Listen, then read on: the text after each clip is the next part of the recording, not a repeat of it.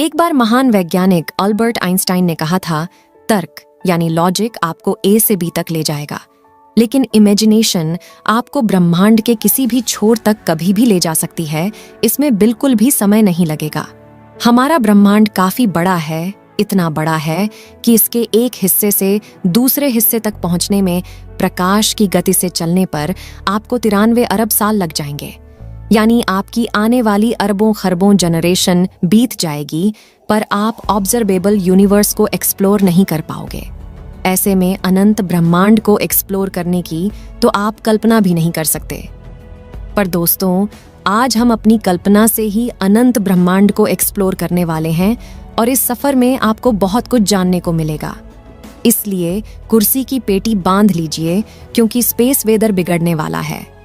दोस्तों, अनंत ब्रह्मांड की सैर करने के लिए हम अपनी कल्पना की उड़ान भरने वाले हैं, लेकिन साथ ही हम अपनी कल्पना को लॉजिक की डोर से बांधे रखेंगे ताकि हम यूनिवर्स की सही जानकारी हासिल कर सकें। ब्रह्मांड की अनंतता को जानने के लिए हमें पृथ्वी से ब्रह्मांड के अंतिम छोर तक जाना पड़ेगा। इसलिए हमारे सफर की शुरुआत हमारी प्यारी पृथ्वी से होती है। हमारी पृथ्वी, जिस पर हम सब रहते हैं, वह करीब 13,000 किलोमीटर की चौड़ाई में फैली है और पिछले 4 अरब साल से जीवन को अपने साथ लिए यह पृथ्वी सूर्य के चारों ओर घूम रही है।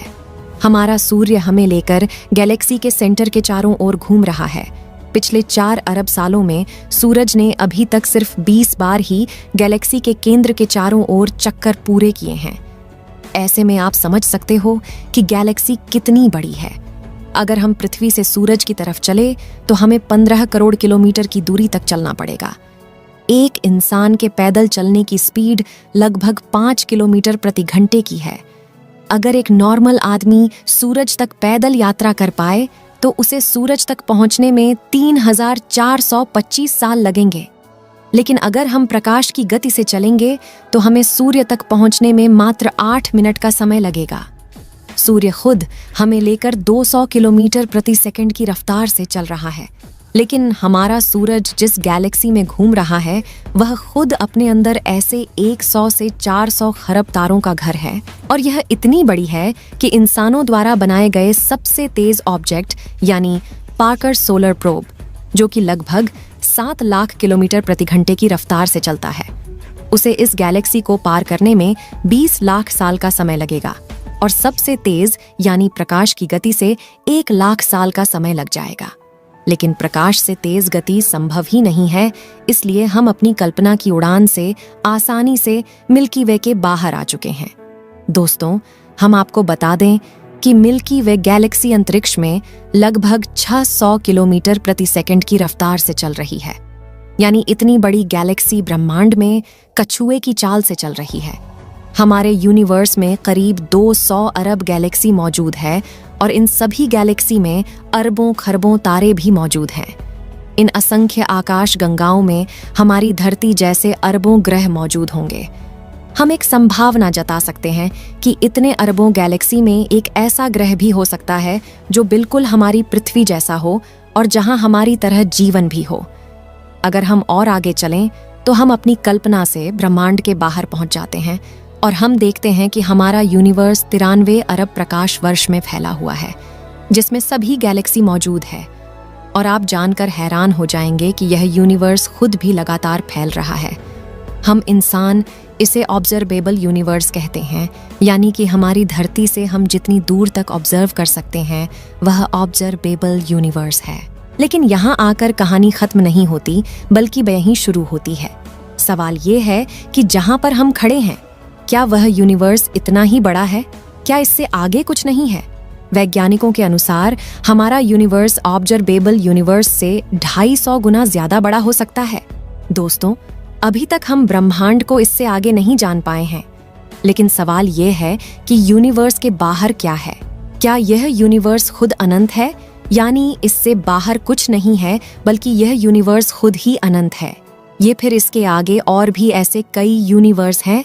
वैज्ञानिकों के अनुसार यह संभव है कि हमारे जैसे और भी कई यूनिवर्स हो सकते हैं, यानी हम सब मल्टी यूनिवर्स में रहते हैं अगर हम सब मल्टी यूनिवर्स का हिस्सा है तो हम एक ऐसी रियलिटी में रहते हैं जहां अनंत संभावनाएं हैं, यानी एक अनंत ब्रह्मांड जहां बुलबुलों के जैसे दिखने वाले अनेकों ब्रह्मांड मौजूद हैं और अनंत में तैर रहे हैं। लेकिन जब हम इस अनंत की बात करते हैं तब हमारे सामने एक ऐसी बात है जो आपके होश उड़ा देगी। एक अनंत ब्रह्मांड के होने का मतलब है संभावनाओं का ही खत्म हो जाना, क्योंकि संभावना सीमित क्षेत्र में होती है, अनंत में नहीं। जब अनंत की बात आती है तो आप सिर्फ यह सोचकर रह जाते हो कि अनंत वही है जिसका अंत नहीं है। लेकिन आज की इस वीडियो में आप अनंत को फील करने वाले हैं कि इसका असली मतलब क्या है। यह आपको डरा भी सकता है और आपकी आंखें खोल भी सकता है। दोस्तों, ब्रह्मांड के अनंत होने का मतलब यह है कि अनंत ब्रह्मांड में हर प्रकार की चीज मौजूद है। अनंत ब्रह्मांड में हमारी पृथ्वी जैसी दिखने वाली एक नहीं, बल्कि अनंत पृथ्वी यहाँ मौजूद होंगी। न सिर्फ दिखने में समान, बल्कि हूबहू ऐसी पृथ्वी जिस पर बिल्कुल हमारी पृथ्वी पर रहने वाले लोग और सभी देश मौजूद हों। चाहे वह हर इंसान की पूरी जिंदगी की कहानी हो, वैसी अनंत पृथ्वी वास्तव में होंगे जिनमें रहने वाले लोगों की जिंदगी पूरी तरह आपसे मिलती हो। मतलब न सिर्फ आपसे दिखने में समान, बल्कि उनकी जिंदगी में भी वह ही चल रहा हो जो आपकी जिंदगी में है। लेकिन इसी के साथ इसकी अलग वैरायटी भी अनंत में मौजूद होगी। यानी अगर आप किसी मिशन में फेल हो गए हो तो इस अनंत में कहीं किसी कोने में आपका एक वर्जन उस मिशन में सक्सेसफुल भी हो रहा है। यानी आपके मिशन का अजीब होना संभव है, न कि असंभव है, क्योंकि किसी यूनिवर्स में आपका ही एक डिफरेंट वर्जन उसे अचीव कर पा रहा है। अनंत की एक दूसरी सच्चाई है कि आपके ही जैसे दिखने वाले अलग अलग प्रकार के वर्जन अनंत में मौजूद होंगे। यानी आपके छोटे बड़े लंबे और पतले वर्जन भी यूनिवर्स में मौजूद होंगे। हो सकता है आपका एक वर्जन किसी यूनिवर्स में डॉक्टर है तो किसी यूनिवर्स में एक्टर। इस तरह आपकी ही अलग अलग वैरायटी दुनिया में मौजूद होगी। अनंत का एक और सच ये है कि जिन फिल्म को आप देखते हैं और जिनमें बताया जाता है कि इनका वास्तविकता से कोई संबंध नहीं है, वह अनंत में जाकर सच हो सकती है। कम से कम उनका कुछ भाग कहीं किसी दुनिया में मौजूद रियलिटी हो सकती है। पृथ्वी पर इतिहास की जिन किताबों को आपने पढ़ा, वे इतिहास कहीं किसी अनंत दूरी पर मौजूद ग्रह पर वर्तमान में घटित हो रहा है। यानी अनंत ब्रह्मांड होने का मतलब है अनंत रियलिटी का एक एग्जिस्ट करना। यहाँ आप जानकर हैरान हो सकते हैं कि अनंत में हमारा पास्ट, प्रेजेंट और फ्यूचर कहीं ना कहीं इसी समय एक साथ अस्तित्व में है। लेकिन अगर हम बात करें अनंत ब्रह्मांड में जीवन की, तो न सिर्फ अनंत में जीवन होगा, बल्कि विचित्र प्रकार की इंटेलिजेंट लाइफ भी अनंत में मौजूद होगी। क्योंकि हमारी धरती पर जिस तरह लाइफ का इवोल्यूशन हुआ है, उसी तरह किसी अन्य ब्रह्मांड में इवोल्यूशन ने विचित्र प्रकार के जीवों को जन्म दिया होगा। अनंत ब्रह्मांड में ऐसा ग्रह भी होगा जहां चींटी के अंदर इंटेलिजेंस हो और इंसानों में इंटेलिजेंस ना हो। या फिर एक ऐसा ब्रह्मांड भी होगा जहां गधे में इंटेलिजेंस हो, क्योंकि अनंत में हर संभावना मौजूद होगी। अनंत ब्रह्मांड में ऐसे जीव भी होंगे जो हमसे ज्यादा इंटेलिजेंट हो, जिनके सोचने की क्षमता हमसे काफी अधिक और काफी तेज हो, जिस वजह से वह इतनी पावरफुल भी हो सकते हैं कि वह अपने सूर्य की पूरी ऊर्जा का उपयोग कर पा रहे हो या एक गैलेक्सी की पूरी ऊर्जा का उपयोग करने में सक्षम हो। अनंत में ऐसे जीवों ने समय को भी समझ लिया होगा और वे एक ब्रह्मांड से दूसरे ब्रह्मांड में जाने में सक्षम होंगे। अगर उन्होंने प्रकाश से तेज चलने की तकनीक खोज ली तो वे टाइम ट्रैवल जैसी तकनीक में भी सक्षम होंगे। अनंत ब्रह्मांड अनंत संभावनाओं को सत्य साबित करता है। इनमें कुछ विचित्र संभावनाएं जिन्हें आप सोच सकते हैं, वह हकीकत में घटित होगी एक अनंत ब्रह्मांड में। अगर मल्टीवर्स की बात करें तो कुछ ब्रह्मांड ऐसे भी होंगे जिनके नियम हमसे बिल्कुल अलग है, जहां इस ब्रह्मांड के नियम लागू नहीं होते हैं, जहां मीटर की जगह उस ब्रह्मांड में एंटीमीटर भी मौजूद हो। विज्ञान के अनुसार ब्रह्मांड रैंडमनेस के चलते अपने आप पैदा हुआ है और ऐसे में इस रैंडमनेस की वजह से कुछ ऐसे यूनिवर्स भी फॉर्म हुए होंगे जहां के कांस्टेंट हमारे यूनिवर्स से अलग हों, जिस वजह से वहां के नियम भी इस यूनिवर्स से अलग होंगे। तो ऐसे में अनंत ब्रह्मांड में ऐसे कई विचित्र यूनिवर्स हो सकते हैं जिसकी हमने कल्पना भी नहीं की हो। वैज्ञानिकों के अनुसार हमारे यूनिवर्स की एक सीमा होगी, क्योंकि यह एक निश्चित पॉइंट ऑफ टाइम में पैदा हुआ है।